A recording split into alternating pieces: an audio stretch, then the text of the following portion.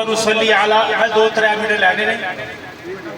दो बातों की वजाहत कर रही है, एक बात की वजाहत कर रही है, दूसरे हाजा हजूर सरकार का फरमान ते आप दे गुफ्तगू बयान करांगा लफज ब लफज। नहमदुहु व नुसल्ली अला रसूलिहिल करीम, अम्मा बाद, अऊज़ु बिल्लाहि मिनश शैतानिर रजीम, बिस्मिल्लाहिर रहमानिर रहीम। दोस्त बैठ जाओ, कैमरे ऑन कर लो। सब दोस्त रिकॉर्ड कर रहे हो। इत्तकुल्लाह व कूनू मअस सादिकीन। सारे यार इत्तकुल्लाह व कूनू मअस सादिकीन। इत्तकुल्लाह व कूनू मअस सादिकीन। अजी किथे बैठे हैं सादिकीन दे कोल। कोटा के अंदर अफजल साहब ने गुफ्तगू फरमाई तो यह हुई आयत पढ़ी ते आपने ना सादे लफ्ज़ों के विच पंजाबी च आखिया कि यार सीधी गल कर छड़ा। अल्लाह ने फरमाया तुहाडे विचों जिहड़ा सच्चा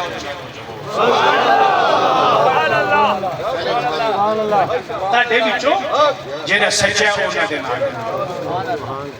अच्छा दोस्तों, ये मैं इस बात की वजाहत जी ना 3 नवंबर को बड़ी मैं कोशिश की कि मैं आवा आके थोड़ी जी वजाहत कर जावा। 3 नवंबर को 110% मेरी कोशिश सी कि मैं टाइम उतो कढ़ के आके थोड़ी 10 मिनट गुफ्तगू करके 2-3 मिनट की तो मैं वजाहत कर जावा। उत्थे संगियां की खिदमत तो टाइम ही नहीं मिलिया। कोई मेरे को इस चीज़ का उजर न दे, मैं बड़ी माजरत उत्थे संगिया की खिदमत बैठा। पिछले दिन एक रिकॉर्डिंग तुसा भी सुनी, जमाने सुनी, असा सब ने सुनी। साहबजादा ज़ियाउर रहमान साहब, वालिद साहबजादा हफीजुर रहमान साहब,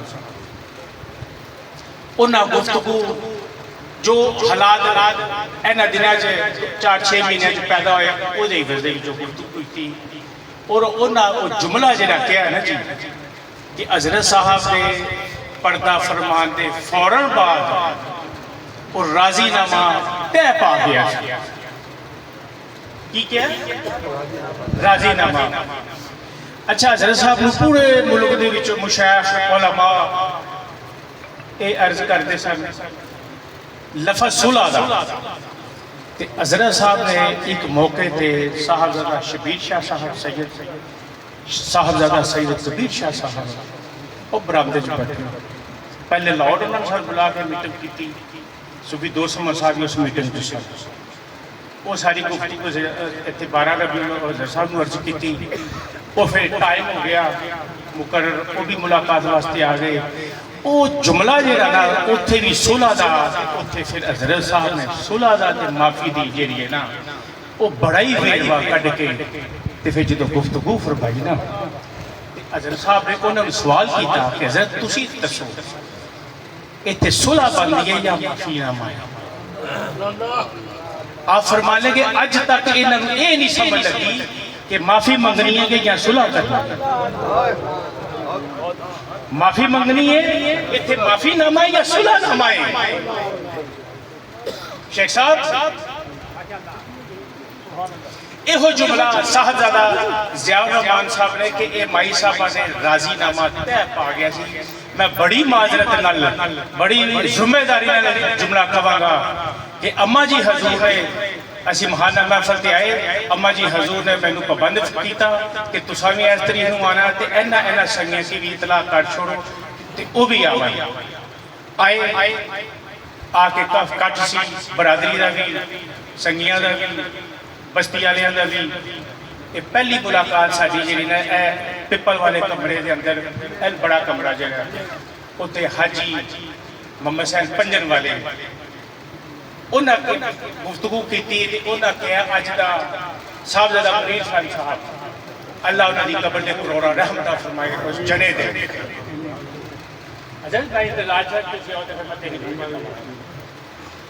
अज का आखन लगे गुफ्तगू शुरू की कि अज का बुलाने का मकसद सी कि असी हज़रत साहब की भी यही अर्ज करते रहे हैं कि हजूर इन्होंने माफ़ कर छो, जेल तो बोझ उतार परेशानी। ये माई साहबा भी इस वास्ते बुलाया तो जो तो आवाज़ आती है तो उत्ते चलने जो अम्मा जी आखन गए माई साहब माई साहब तो मेहरबानी करो और आख्या मेहरबानी करो तो तुसी भी यही अर्ज करो कि ठीक है असी तुहाडे नाल आ, इन्होंने माफ़ी दे छो, माफ़ी बढ़ाए केस, माफी पढ़ाए केस। ए जुमला यार मैं बड़ी जिम्मेदारी नाल बात कर रहा दोस्तों। माफी बढ़ाए केस। इस दौरान ही सूफी जुल्फकार साहब आए, अम्मा जी बुला रही, ऊपर गए, एक कट्ठ नीचे सी, एक कट्ठ दरम्यान च सी, इथों भी चीता चीता ऊपर, फिर उस कमरे में चीता चीता सी संगी जो सा उन्हें बड़ी लंबी चौड़ी लिस्ट पढ़ी है, मैंने सारा याद है।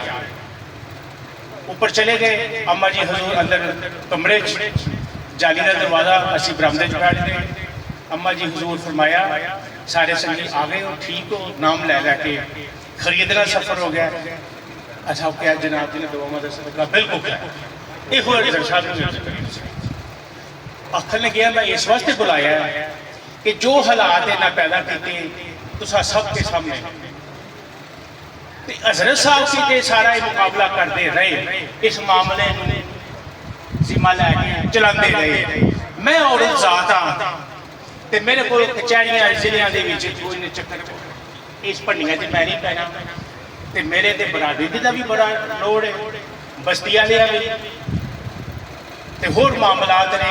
ये सारिया बातों मैं सामने रखदे होया यो सोच विचार किया। मैं हज़रत साहब की बारगाह च भी बह के अर्ज करके आई हाँ, उत्थे भी माफीनामा पेश करके अपना भी आई हाँ तो इन्हों की तलफों भी कि मैं इन्हों माफ़ी बढ़ाए केस लगियां देर मेरे को जिला कचहरियां के चक्कर चक्कर नहीं लगते। मैं औरत जात हाँ तो तुसी इस हक च हो। तो साहबजादा मुनीर साहब बोले अम्मा जी उन्होंने माफीनामा केस दे के ते अगों की आखन लगियां ए तको दरबार का जो मामलात ने ए आन ये तक लैना, ये निजाम चलाना कोई एडा सौखा नहीं तो ना इन्होंने वास्ते एडा होना है।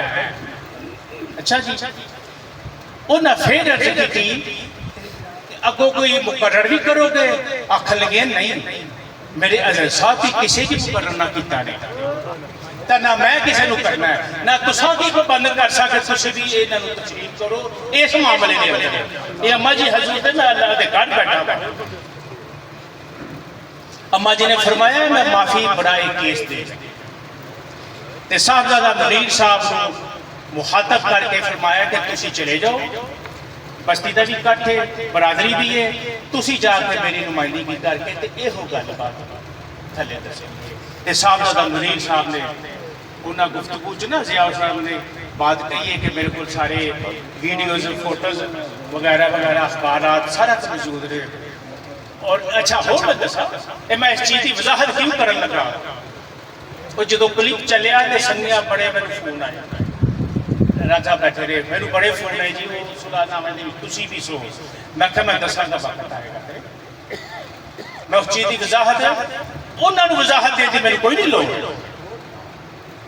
ए नया पौध जो है, नई जनरेशन नई संगी जेडे ने ज़बज़बे का शिकार है कि शायद की मामला कि ये गल तो नहीं है, वो क्या है हकीकत लगा बयान करे कि अम्मा जी हजूर फरमाया कि मैं माफी बढ़ाई केस। ठीक है तुसी सारे एक गल हकीकत है दोस्तों, सानू वो ना कोई फोटोज देखने की जरूरत है तो ना कोई मूवीज देखने की जरूरत है। असी खुद चश्मदीद गवाह, हर मामला साडे अखी होया, अखी वेखिया साडे सामने जो मामला होया ये फितरतन सी या गैर फितरतन सी, ये खानदान की तरफों सी, ये हल्के का संगियां का मौसमिया का कोई अमल नहीं, ना संगियां का जाती मकसद मफाद है अज तक ना कोई इन्होंने लड़ाई झगड़ा। असी किसी को बनना एक वक्त आया ये बात वजाहत में कर छोड़ी और माफी बढ़ाए केस ही मेरा भी ना लिखता गया। हाँ वो एक जुमला भी गया कि ये जितने मैं नाम लेने सारे इस चीज के हामी सन